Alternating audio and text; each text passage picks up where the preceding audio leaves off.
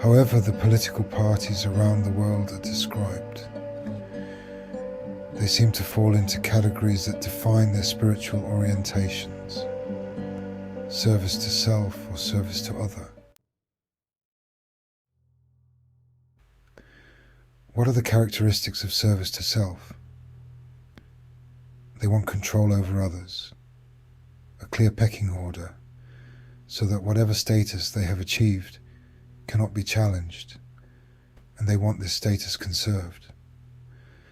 Since they aspire to be at the top of the pile, they want this pile conserved, not altered, and protecting the spoils of the rich is thus a precept of their philosophy.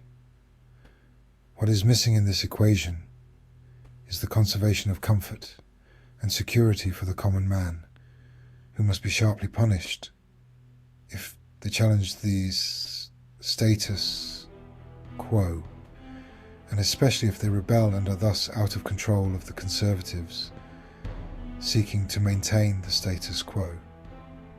The status quo disempowers the common man, who is so exhausted from trying to feed and house a family, they have scarce energy to protest, who can be threatened with being thrown out on the street with no recourse if they protest, or are reluctant to be under strict control in all aspects of their lives.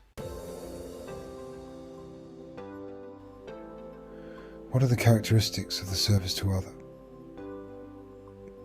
They are concerned about the well-being of the least among the populace, welfare and health benefit programs, a fair distribution of the wealth accumulated from the work the common man is invariably bound to on a daily basis, and open access to facts.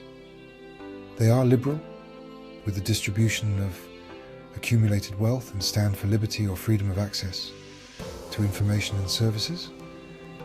This pits them at odds to their counterparts who oppose freedom while seeking to establish control over the common man and demand accumulation of wealth for the few. How will the parties align during the coming pole shift, precursors and during the shift and in the aftertime?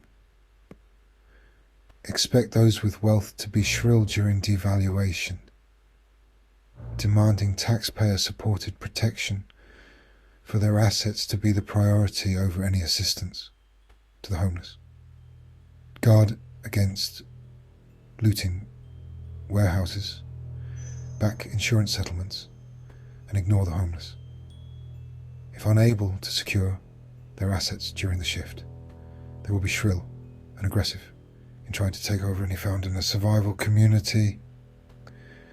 They will claim superior abilities to lead, the right to replace lost possessions, or any other right they can assert loudly.